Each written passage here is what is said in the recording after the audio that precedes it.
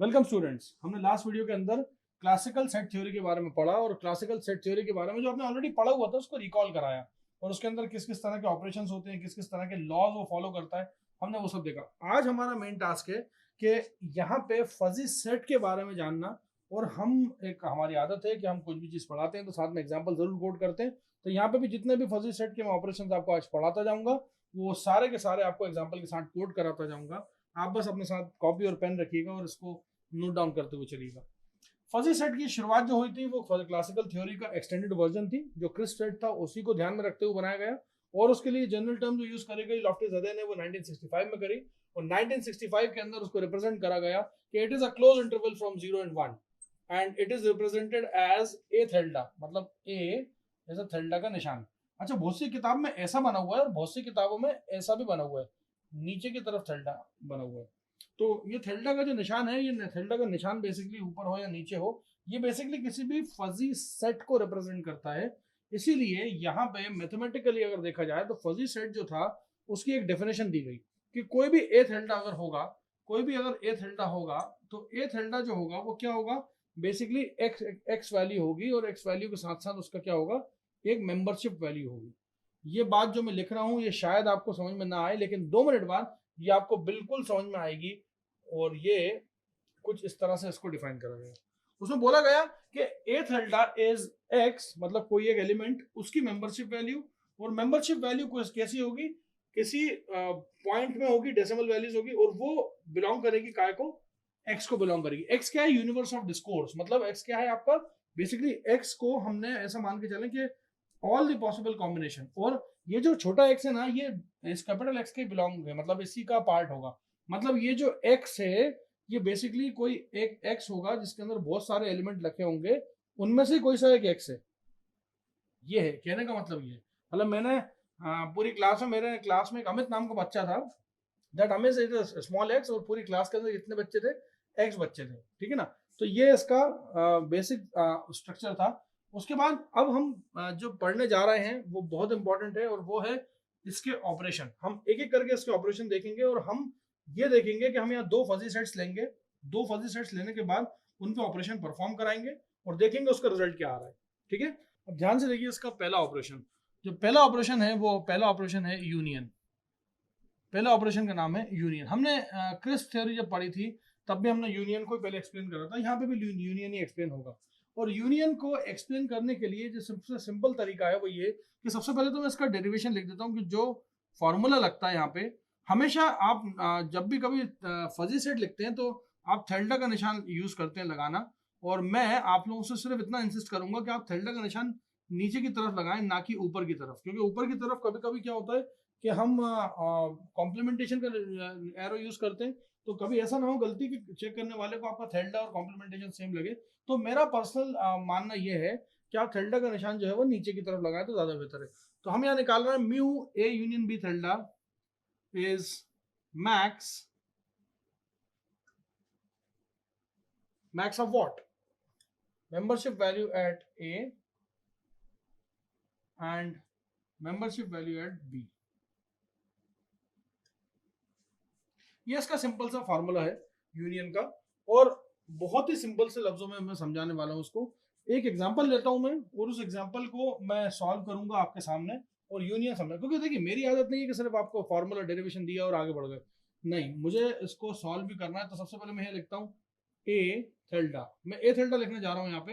ए थेल्डा कुछ इस प्रकार से, x1 की वैल्यू ली मैंने 0.6 मेंबरशिप वैल्यू, x2 की वैल्यू ली मैंने यहाँ पे 0.2, उसके बाद मैंने लिया x3 और x3 को ले लिया यहाँ पे 1, और आखिर में लिया मैंने यहाँ पे x4 को ले लिया मैंने 0.4।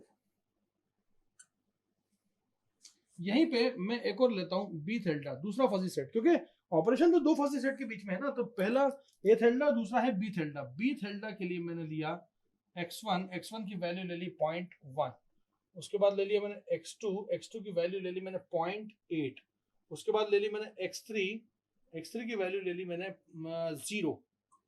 अब देखिए x3 की वैल्यू 0 लेना आप ऐसे चाहें तो लिख सकते हैं और चाहें तो उसको गायब भी कर सकते हैं, क्योंकि एलिमेंट हमारे सेट के अंदर कितने, चार ही थे, x1 x2 x3 x4। तो आप यहाँ पे x3 को मिसिंग पाएंगे तो समझ जाना कि उसकी मेंबरशिप वैल्यू क्या है, 0 है। लेकिन मैंने यहाँ पे गायब इसलिए नहीं किया, आपको लिख के इसलिए दिखाया क्योंकि मैं नहीं चाहता था कि पहले आप ऑपरेशन के अंदर फंस जाएं और आप ढूंढे कि साहब x3 तो आपने लिखा ही नहीं, तो इसलिए मैंने लिख दिया अभी फिलहाल। हो सकता है आगे वाले क्वेश्चंस के अंदर मैं शायद इसको गायब कर दूं, तो आप उसमें कंफ्यूज मत होइएगा। गायब अगर कर दूं मतलब समझ जाना कि उसकी मेंबरशिप वैल्यू कितनी है, उसकी मेंबरशिप वैल्यू 0 है। किसी भी चीज की अगर मेंबरशिप वैल्यू 0 होती है तो उसको हम अगर एलिमेंट में लिखना चाहें तो लिखें, नहीं लिखना चाहें तो ना लिखें, कोई दिक्कत नहीं। चलिए अब हमारे मेन टारगेट क्या है हमारा कि ए थेल्डा यूनियन बी थेल्डा करना है। अब देखिए दो तरीके हैं लिखने के, मैं दोनों तरीके यहाँ दिखा रहा हूँ आपको, ठीक है। एक तो तरीका ये है कि जैसे आप x1 लिखें साथ में मेंबरशिप वैल्यू लिखें। अब मेंबरशिप वैल्यू क्या लिखी जाएगी, x1 दो जगह है, एक जगह 0.6 एक जगह 0.1, और ये बोलता है यूनियन के मैक्स लिखना है, तो इन दोनों में से मैक्सिमम कौन है 0.6, तो 0.6 लिख दें। उसके बाद दूसरा तरीका क्या है कि भाई x2 लिखना है आपको, x2 के अंदर एक जगह 0.2 एक जगह 0.8, तो 0.8 लिख दें क्योंकि मैक्सिमम लिखना है ना। नेक्स्ट इज x3 को लिखना होगा तो एक जगह 0 एक जगह 1, तो 1 लिख दें। उसके बाद x4 अगर लिखेंगे आप तो x4 में 0.9 मुझे बड़ा दिख रहा है तो 0.9 लिख दें। तो ये कुल मिला के ऐसे लिख सकते हैं ए थेल्डा यूनियन बी थेल्डा, क्योंकि आपने मैक्सिमम मेंबरशिप को अज्यूम करना है, मिनिमम को छोड़ देना है। एक और तरीका ये है इसको रीराइट करने का, प्लीज उसको ध्यान से देखें। इसको मैं चाहता तो ऐसे भी लिख सकता था 0.6 अपॉन x1, ये दूसरा तरीका है फजी को लिखने का। अगला है 0.8 अपॉन x2, और उसके बाद है 1 अपॉन x3, उसके बाद है 0.9 अपॉन x4। पेपर में किसी भी डिजाइन से पूछा जा सकता है, आपको कंफ्यूज नहीं होना और दोनों तरीके आने चाहिए। तो ये है आपका मैक्स निकालने का एक तरीका, ठीक है। अब मैक्स निकालने का तरीका एक्चुअली ये ऑपरेशन था यूनियन ऑपरेशन, ठीक है। अब मैं इसी के ग्राउंड पे देखूंगा कि हमने हमेशा x1 को x1 से कंपेयर किया, x2 को x2 से किया, x3 को x3 से किया और x4 को x4 से किया। सेम क्वेश्चन को मैं इंटरसेक्शन पे भी अप्लाई करता हूं ताकि कोई कंफ्यूजन ना हो। दूसरे नंबर पे लिख रहा हूं मैं इंटरसेक्शन,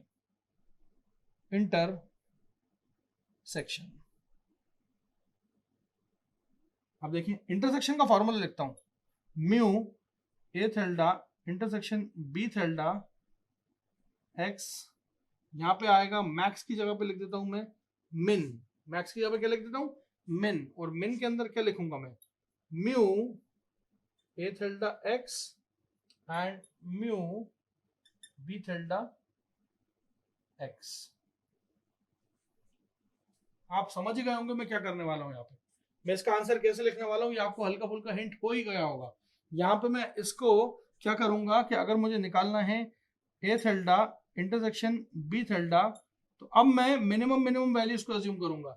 मसलन के तौर पे जहां पे 0.6 और 0.1 में 0.6 जीत गया था, अब की मरतबा 0.1 को लिखा जाएगा, वो लिखा जाएगा x1 प्लस, उसके बाद 0.2 और 0.8 में 0.8 लिख दिया था, अब की बार 0.2 लिख दीजिए क्योंकि इसमें तो मिनिमम वैल्यू को कंसीडर करना है, ये x2।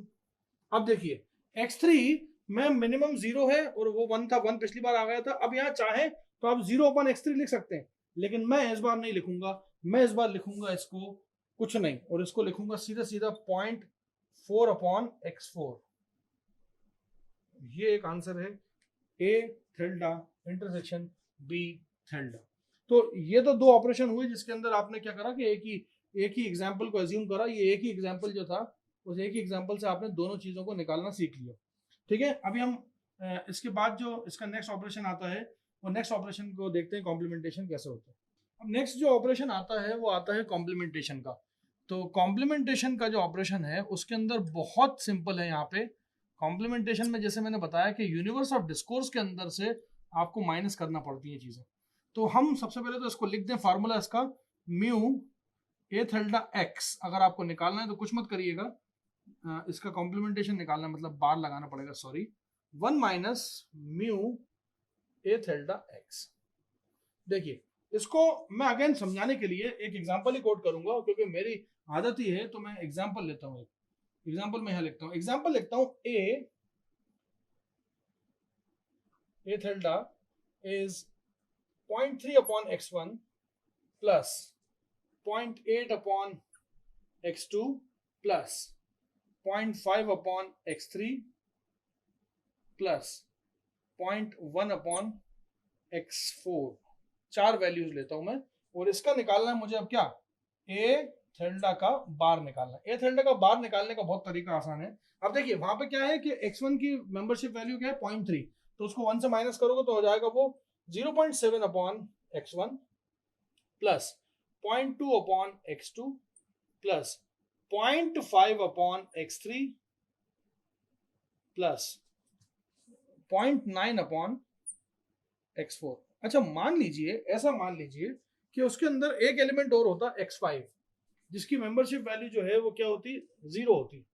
तो जिसकी वैल्यू 0 है ऑटोमेटिकली वो 1 से माइनस होकर यहाँ पे 100% मेंबरशिप के साथ आ जाएगा। ये समझने वाली बात है कि जिसकी मेंबरशिप ए थेल्डा 0 बोल रहा है, मतलब जिसको सिरे से नकार रहा है, उसको ए बार जो है वो कंप्लीट 100% मेंबरशिप दे रहा है। शायद यही आपके टीचर्स पढ़ाते थे जब, तो समझाते नहीं होंगे कि 0 को 1 और 1 को 0 कैसे बनाया गया। जो चीज आज 0 है वो ए थेल्डा के अंदर या ए बार के अंदर कॉम्प्लीमेंट के अंदर 1 हो जाती है, और जो 1 है वो कंप्लीटली 0 हो जाएगी। मतलब ये कि वो एक्चुअल में यूनिवर्स ऑफ डिस्कोर्स 1 से ही माइनस कर रहे हैं उसको। अगर मान लीजिए यहाँ पे 0.3 था 0.7 हो गया, 0.8 था यहाँ 0.2 हो गया, 0.5 था यहाँ 0.5 हो गया, 0.1 था यहाँ 0.9 हो गया। अगर 0 होता तो यहाँ 1 हो जाता, या उल्टा चलते हैं, अगर 1 होता तो यहाँ 0 हो जाता। तो यही तो वो फर्क था जो आपको कॉम्प्लीमेंटेशन में बताया जाता है। ठीक है, और अगेन बार बार मैं बात बोल रहा हूँ कि हमेशा हम क्या करते हैं, x1 x2 x3 को अलग अलग कंपेयर करते हैं, x1 को x1 से, x2 को x2 से, x3 को x3 से। अब अगला जो है हमारा है product of two fuzzy sets. क्या है चौथा, प्रोडक्ट ऑफ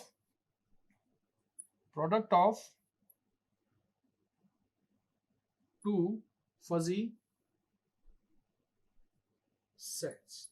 एक बात मेरी याद रखिएगा कि ये फजी लॉजिक मुझसे पढ़ने के बाद आप किसी पीएचडी स्कॉलर को भी समझा सकते हो कि what exactly fuzzy set is. अगर कोई शुरुआत कर रहा है अपने करियर की तो आप बिल्कुल उसको समझा सकते हो कि फजी सेट होता क्या। आपको समझ में आ गया तो उसको भी समझ में आ ही जाएगा। Mu A tilde dot B tilde, आपको करना क्या है, product of two fuzzy set. अब product of two fuzzy set का मतलब होता है कि उसकी मेंबरशिप वैल्यू जो है ना उसको मल्टीप्लाई कर दो आपस में, और हम वही करने वाले हैं। हम क्या करेंगे, हम एक एग्जांपल लेंगे और उस एग्जांपल से उसको मल्टीप्लाई करके भी दिखा देंगे। तो चलिए मैं एक एग्जांपल लेता हूं, मैं यहां पे लेना पसंद करता हूं, ये एग्जांपल अलग कर देते हैं। मैं यहां पे लेता हूं उसको ए थेल्डा, मैं ए थेल्डा लेता हूं, कुछ छोटी छोटी वैल्यूज लेता हूं। ए थेल्डा की पहली वैल्यूज लेता हूं मैं x1 कॉमा 0.8, दूसरी लेता हूं x2 कॉमा 0.2 ले लेता हूं, और उसके बाद ले लेता हूं मैं x3 कॉमा 1, और बी थेल्डा की वैल्यू ले लेता हूं, बी थेल्डा की वैल्यू ले लेता हूं क्या 0.5, x1 0.5 ले लेता हूं। मतलब मेरे हिसाब से मैं कोई वैल्यू अगर सर्टन ले भी रहा हूं तो उसमें कोई आपको दिक्कत नहीं होनी चाहिए। ठीक है ना, एक को ले लेता हूं मैं 0.5, एक को ले लेता हूं मैं 0.7 ले लेता हूं, x2 0.7 सॉरी, और x3 को मैं 0 ले लेता हूं, x3 0। अब देखिए इसका आंसर क्या आएगा, इसका आंसर आएगा ए थेल्डा डॉट बी थेल्डा। कुछ नहीं करना, मेंबरशिप को मल्टीप्लाई करना है। 8 बजे 40 मतलब 8 5 40, दैट इज 0.4 अपॉन x1। और मेरी मर्जी है मैं कैसे भी लिखूं, चाहे मैं ऐसे लिखूं चाहे ऐसे लिखूं, बात बराबर ही आपको समझ में आना चाहिए। x2 में 7 दूनी 14, उसके बाद ये 0, ये इसका आंसर। आप देखेंगे जो x3 था वो एक्चुअली में मल्टीप्लाई होकर क्या हो गया, वो 0 हो गया, क्योंकि 1 से 0 मल्टीप्लाई होगा तो जाहिर सी बात है वो 0 हो जाएगा। 5वें नंबर पे जो आता है वो आता है लॉ ऑफ इक्वालिटी। इक्वालिटी के अंदर मैं एक ही बात बोलूंगा कि कोई भी दो फजी सेट आपस में इक्वल कब होते हैं, जब इक्वल होते हैं अगर उनकी मेंबरशिप वैल्यू जो है वो दोनों की सेम हो जाए। अब इसका तो मैं क्या एग्जांपल कोट करूं, जब भी आप देखेंगे दो फजी सेट को और उनके अंदर देखना कि x1 x2 x3 x4 जो भी है एलिमेंट, उनके अंदर अगर उसकी वैल्यू सबकी मेंबरशिप सेम है तो समझ जाइएगा कि आप उसकी लॉ ऑफ इक्वालिटी हो। Next is Cartesian product. Cartesian product, next is Cartesian product. अब कार्टेशियन प्रोडक्ट में क्या होता है कि दो फजी सेट्स होते हैं, एक होता है ए थेल्डा और एक होता है बी थेल्डा, और दोनों का स्पेस जो है वो अलग हो या सेम हो, मतलब उन लोग का जो वेक्टर स्पेस है वो जैसे अभी तक जैसे जितने भी मैंने आपको फजी सेट दिखाए वो सारे के सारे कैसे दिखाए, जिसमें वो सारे एक्स को कोलाइड कर रहे थे, मतलब x1 x2 x3 इधर भी है तो x1 x2 x3 उधर भी है। यहाँ पे अगर कभी ऐसा कुछ हो जाए कि मान लीजिए उनका डिफरेंट स्पेस हो या फिर सेम स्पेस हो, तो उसके लिए फंक्शन कैसे बनाएंगे, उसके लिए फंक्शन ऐसा कुछ बनेगा कि रिलेशन उसका एक्चुअल में ऐसा बनेगा कि R tilde is A tilde cross B tilde, इसका एग्जांपल करेंगे which is a subset of x cross y। अब ये बिल्कुल आपको समझ में नहीं आ रहा होगा, लेकिन मैं अगेन फिर से बोलता हूँ कि मैं कभी भी डेरिवेशंस पे बिलीव नहीं करता जब तक कि उसका एग्जांपल कोड ना करूं। खैर इसी के हिसाब से मैं निकालूंगा मेंबरशिप ऑफ आर जो कि होगी एक्स वाई दोनों डोमेन के अंदर, और ये कुछ इस तरह से होगी जो कि होगी mu A tilde cross B थेल्डा जो कि होगी एक्स वाई डोमेन के अंदर, और ये क्या होगी, वो होगी ये कि minimum of mu A tilde X और म्यू बी थेल्डा वाई। चलिए तो इस कार्टेशियन क्रॉस को समझने के लिए हम एक एग्जांपल को लेके चलते हैं, और उस एग्जांपल को जब लेके चलेंगे तो शायद हमें पूरी कहानी समझ में आ जाएगी। मैं यहाँ पे दो फजी सेट लूंगा, वो दोनों फजी सेट जो होंगे उनका कार्टेशियन क्रॉस कराऊंगा और उसके बाद ये आंसर को शो ऑफ करूंगा। चलिए सबसे पहले मैं लेता हूँ ए थेल्डा, मैंने लिया A tilde that is 0.6 upon x1 plus 0.5 upon x2 plus 0.4 upon x3 plus 0.2 upon x4। एक फजी सेट लिया मैंने ए थेल्डा जो कि है 0.6, 0.5, 0.4 और 0.2। नेक्स्ट आता है बी थेल्डा, बी थेल्डा का वैल्यू लेता हूं मैं 0.2 अपॉन y1, ये देखिए अलग डोमेन है, 0.8 upon y2 plus 0.9 upon y3 plus 0.6 upon y4। परेशानी का सबब यही है कि अब यहाँ पे कोई कॉम्बिनेशन आप ऐसे लगा नहीं सकते हो डायरेक्टली। अभी जैसे आपने लगा लिया था, मैक्स कर लिया, मिन कर लिया, यूनियन कर लिया, इंटरसेक्शन कर लिया, अब आपको करना क्या है, करना आपको है बेसिकली ये कि आपको ए थेल्डा कार्टेशियन क्रॉस ऑफ बी थेल्डा निकालना है, और इसको निकालने के लिए एक बेसिकली आपको एक मैट्रिसेस बनानी पड़ेगी, और उस मैट्रिसेस के अंदर एलिमेंट होंगे यहाँ पे y1, y2, y3 and y4। यहाँ पे होगा x1, x2, x3 and x4। देखते जाइएगा ध्यान से, बहुत ध्यान से देखते जाइएगा। सबसे पहले इस x1 को पकड़ता हूँ और इन चारों के साथ लगा के देखता हूँ। इन चारों के साथ जो मैं लगा के देखूंगा तो मेरे को आंसर मिलना चालू हो जाएगा। और मुझे एक बात का ध्यान रखना है कि ये मिनिमम देखना है, मतलब 0.6 का इससे इससे इससे इससे इन सबसे कॉम्बिनेशन देखना है, और इन सबसे भी जब मैं कॉम्बिनेशन देखूंगा तो जो मिनिमम होगा उसको लिख दिया जाएगा। देखते हैं 0.6 का 0.2 से देखा तो आएगा कौन सा 0.2 आंसर आएगा, ठीक है 0.2 लिख दिया। फिर 0.6 का 0.8 से देखा तो मिनिमम क्या है 0.6 लिख दिया। फिर 0.6 का 0.9 से देखा तो 0.6 लिख दिया, मतलब मिनिमम वैल्यू जो मिनिमम मेंबरशिप होगा उसको लिख दिया जाएगा। 0.6 का 0.6 से दे रहा तो यहाँ पे आप देख सकते हैं जो मैंने पहला रो फिलअप करा है वो x1 के अक्रॉस करा है, और मैंने x1 को ही अपना रेफरेंस एलिमेंट माना था, उससे मैंने y1, y2, y3, y4 इनकी कॉम्बिनेशन देखे और इनमें मैक्सिमम मिनिमम देखा, जो मिनिमम होगा उसको लिखा जाएगा क्योंकि फॉर्मूला यही कहता है।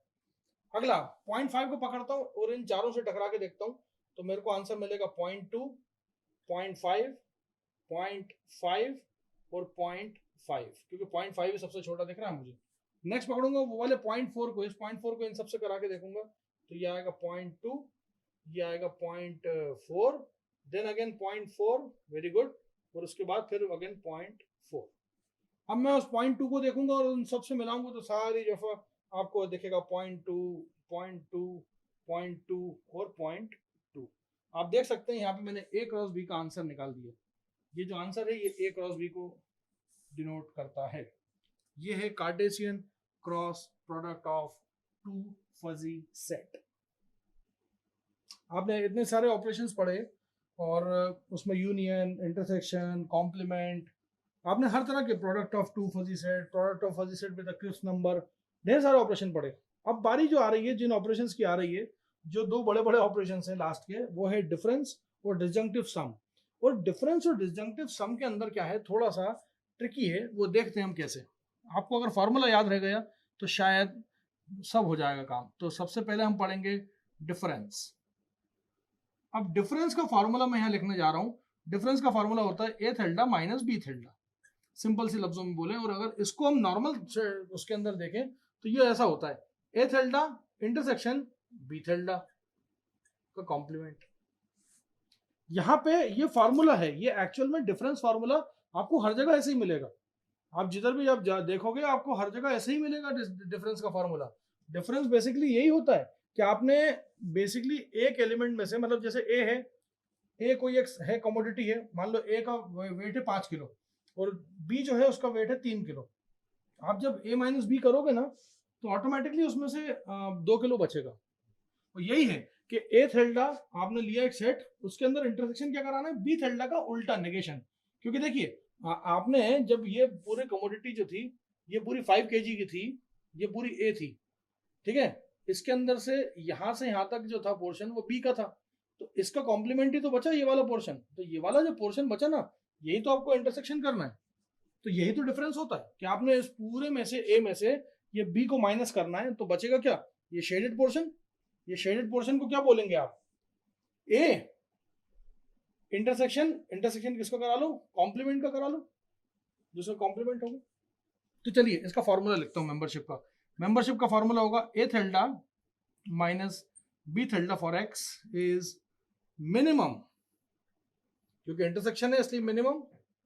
फिर ये ए सीधा सीधा लिखा है, बिल्कुल सादा लिखा हुआ है, तो ये लीजिए ए का मेंबरशिप भी सादा सादा, लेकिन ये कॉम्प्लीमेंट में लिखा है और कॉम्प्लीमेंट का फॉर्मूला मैं जानता हूं। एक्चुअल में ये जो मैं पढ़ा रहा हूं ना, ये मिश्रण है 2-3 फार्मूलों का, इसलिए इसको ध्यान से देखें। आई होप कि आपको ये बन रहा होगा, लेकिन मैं इससे सेटिस्फाई नहीं होता। मैं जब तक कोई न्यूमेरिकल नहीं कराऊंगा तब तक मेरा काम नहीं बनता। तो चलिए मैं लेता हूं ए थेल्डा। ए थेल्डा का वैल्यू लेता हूं। A tilde is 0.2 upon x1 plus 0.5 upon x2 plus अगला लेता हूं 0.6 अपॉन x3। यहीं पे मैं बी थेल्डा लेता हूं। बी थेल्डा क्या ले रहा हूं, बी थेल्डा लूंगा मैं 0.1 upon x1 plus 0.4 upon x2 plus 0.5 upon x3। ए थेल्डा और बी थेल्डा मैंने ले लिया। अब देखिए मुझे इस फॉर्मूले को सेट करना है अगर, तो मुझे बी थेल्डा का कॉम्प्लीमेंट निकालना पड़ेगा। तो मैं यहां लिखने जा रहा हूं बी थेल्डा का कॉम्प्लीमेंट। बी थेल्डा का कॉम्प्लीमेंट कुछ इस प्रकार से होगा, इसका उल्टा, मतलब 0.9 upon x1 plus 0.6 upon x2 plus 0.5 upon x3। इतना मैंने लिख लिया। इतना लिखने के बाद अगर मैंने लिख लिया है तो मुझे बेसिकली इसका और इसका दोनों का मिनिमम लिख देना है, वही मेरा आंसर होगा। वो आंसर होगा क्या, ए थेल्डा माइनस बी थेल्डा। और वो क्या होगा, वो देखिए इन दोनों का मिनिमम लिखना है। Minimum is 0.2 upon x1 plus 0.5 upon x2 plus 0.5 upon x3। और यही इसका फाइनल आंसर होगा डिफरेंस का। ये था हमारा 9वें नंबर का ऑपरेशन। और लास्ट सीरीज के अंदर आता है डिसजंक्टिव सम। जो लास्ट ऑपरेशन है हमारा 10th नंबर का ऑपरेशन है, वो है डिसजंक्टिव सम। अब डिसजंक्टिव सम के अंदर क्या है, मैं फॉर्मूला लिखता हूं पहले। तो सबसे पहले वो है ए थेल्डा, वो जैसा निशान आएगा, और बी थेल्डा। इसको सॉल्व जब आप करेंगे तो ये आएगा ए थेल्डा का बार इंटरसेक्शन बी थेल्डा, और इसके साथ इसका यूनियन आएगा। कुछ इस प्रकार से कि ए थेल्डा इंटरसेक्शन बी थेल्डा का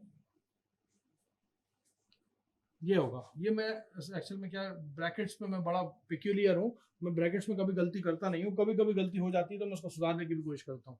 इसका मतलब ये कि मैं नहीं चाहता कि कर्ली ब्रैकेट्स की जगह स्क्वायर ब्रैकेट लगे, स्क्वायर ब्रैकेट की जगह नॉर्मल ब्रैकेट लगे। तो आप भी इस चीज को ध्यान रखिए। खैर, इसको मेंबरशिप के टर्म्स में दिखाऊंगा मैं, तो वो लिखूंगा मैं mu A tilde disjunctive sum of B tilde for X. तो देखिए सबसे पहले तो ये देखिए कि इस फॉर्मूले के अंदर यहाँ क्या लगा है, बड़ा वाला यूनियन, तो इसका मतलब यहाँ पे बड़ा वाला क्या लगा देता हूं मैं, मैक्स लगा देता हूं, और सारी कहानी उसके अंदर, सारी कहानी उसके अंदर। अब इसके अंदर देखिए यहाँ पे लगा है इंटरसेक्शन, मतलब यहाँ पे क्या आने वाला है, मिनिमम, और मिनिमम ऑफ किसना, ए थेल्डा का बार, मतलब 1 minus mu A tilde X. आप जानते हो कि मैंने हमेशा कॉम्प्लीमेंट को किस तरह से ट्रीट किया है। उसके बाद बी थेल्डा सिंपल है, तो B tilde X as it is, इतना हो जाएगा पोर्शन, इतना पोर्शन कैलकुलेट करेंगे हम पहले, उसके बाद फिर दूसरे पोर्शन पे जाते हैं। मिनिमम जो ए थेल्डा है वो एज इट इज, तो ए tilde X as it is. उसके बाद यहाँ पे कॉमन लगा के ये बी थेल्डा का बार है, तो 1 minus mu B tilde x. बोलिए इतना करने के बाद जब ये सारी पंचायत हो जाएगी तो फिर हम कर्ली ब्रैकेट लगाएंगे और तब जाके इसका फॉर्मूला बनता है, तब जाके इसका कंप्लीट फॉर्मूला बनेगा।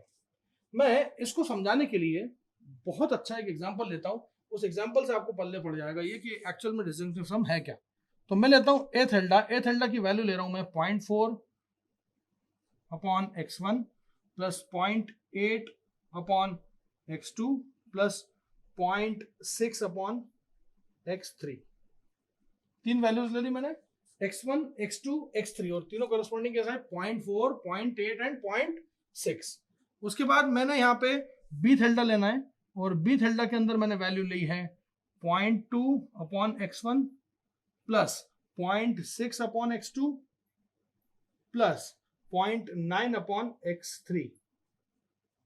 तीन वैल्यूज ले ली, ये मेरा डेटा गिवन है, फॉर्मूला मेरे पास सामने रखा हुआ है। अब ध्यान से देखिएगा, मुझे यहाँ पे क्या क्या चाहिए, मुझे यहाँ पे इनका ए का और बी का कॉम्प्लीमेंट भी चाहिए, तब तो जाके मैं काम कर पाऊंगा। तो मैं इन्हीं के जस्ट सामने इनके कॉम्प्लीमेंट भी लिख देता हूँ। तो मैं लिखने की कोशिश कर रहा हूँ यहाँ पे ए थेल्डा का बार, ए थेल्डा का बार लिखता हूँ मैं, तो ये आएगा 0.6 upon x1 plus 0.2 upon x2 plus 0.4 upon x3। आसान है, 6 का 4 हो गया, 8 का 2 हो गया, 6 का 4 4 हो गया। तो देखिए आप, सही है। उसके बाद यहाँ पे ही इसके जस्ट सामने बी थेल्डा का, मैं सामने इसलिए लिख रहा हूँ क्योंकि मैं हूँ भुलक्कड़, मैंने अगर कॉपी पेन पलटाया या ये रब कर दिया तो मैं खुद ही भूल जाऊंगा मैं करने क्या वाला हूँ। आप भी मेरी तरह भुलक्कड़ बनिए और अपने कॉपी में एक लाइन में लिखना ये आंसर, तो आप कभी भी गलती नहीं करोगे। कुछ चीजें हमें छोटे बच्चों की तरह ही करनी पड़ती है solve. 0.8 upon x1 plus 0.4 upon x2 plus 0.1 upon x3। अब देखिए मेरे पास जंग पे जाने का पूरा सारा सामान मौजूद है, सारे हथियार मौजूद हैं, और मुझे यहाँ पे अब आंसर निकालना है। तो सबसे पहले मैं क्या करूंगा, पहले मैं इस टर्म का आंसर निकालूंगा, फिर इस टर्म का आंसर निकालूंगा। इन दोनों का जो भी आंसर आ रहा होगा उस आंसर के बाद फिर मैं फाइनल डिस्जंक्टिव सम पे जाऊंगा। तो मैं यहाँ पे निकालने अब खड़ा हो रहा हूँ ए थेल्डा का कॉम्प्लीमेंट इंटरसेक्शन बी। मैं क्या यूज करूंगा, ए थेल्डा का कॉम्प्लीमेंट इंटरसेक्शन बी। ए थेल्डा का कॉम्प्लीमेंट यहाँ है और बी यहाँ है, इन दोनों के बीच में लड़ाई होगी अब, और लड़ाई होने के बाद आप लिखेंगे किसको मिनिमम को जीत हासिल होगी। तो मिनिमम क्या है, 0.6 और 0.2, तो ये आया 0.2 अपॉन x1 प्लस, अगला है 0.2 और 0.6, तो अगेन वही 0.2 अपॉन x2 प्लस 0.4 और 0.9, तो ये आ गया 0.4 अपॉन x3। ये आपने एक आंसर निकाल लिया, 0.2 0.2 एंड 0.4। नेक्स्ट है ये वाला, ये है ए थेल्डा का इंटरसेक्शन बी थेल्डा का बार, ठीक है। अब इसके अंदर क्या है, एक आपके सामने ये मौजूद है ए, और एक ये मौजूद है, तो इन दोनों को जब सामने आप रखेंगे और मिनिमम वैल्यूज को देखेंगे तो ये आएगा 0.4 अपॉन x1 प्लस 0.8 और 0.4, तो फिर वही 0.4 अपॉन x2 फिर 0.1 और 0.6, तो ये आएगा 0.1 अपॉन x3। आपके पास सारी चीजें मौजूद हैं। अब आपके पास एक यूनिट ये वाली मौजूद है, एक यूनिट ये वाली मौजूद है। अब करना क्या है, किस बात का इंतजार है, अब आप तो सिर्फ क्या करिएगा, ए tilde disjunctive sum of B थेल्डा के आंसर की तैयारी करिए। और ये आंसर कैसे निकलेगा, ये जो ऊपर दोनों टर्म लिखी है ना, इसमें से मैक्सिमम वैल्यू जो है वो लिख दो। इन दोनों के अंदर से क्या लिखोगे, इन दोनों के अंदर की मैक्सिमम वैल्यू को लिखना है, यही हमारा आंसर है। ठीक है, तो चलिए देखते हैं। x1 को क्या लिखूंगा, 0.4 अपॉन x1 प्लस दूसरा वाला भी 0.4, तो ये 0.4 अपॉन x2 प्लस अगला है वो भी 0.4, अरे वेरी नाइस, तो ये हो गया 3.4 अपॉन x3। अब जाके आप इसको बोल सकते हैं कि ये एक परफेक्ट आंसर है, ये आंसर को आप मान सकते हो कि हाँ ये है आपका डिसजंक्टिव सम। थोड़ी सी मेहनत ज्यादा है डिसजंक्टिव सम के अंदर, लेकिन आपको करना तो उसको ऐसे ही पड़ेगा। सबसे पहले आपने क्या किया, दो टर्म्स में तोड़ा इसको, दो टर्म्स को दोनों को अलग अलग सॉल्व किया, दोनों में मिनिमम मिनिमम देखा, वो वहां पे लिखा और उसके बाद उनको मैक्सिमम कर लिया। तो ये था मेरी तरफ से एक आखिरी ऑपरेशन जिसको मैं बोलता हूँ disjunctive sum. Thank you so much.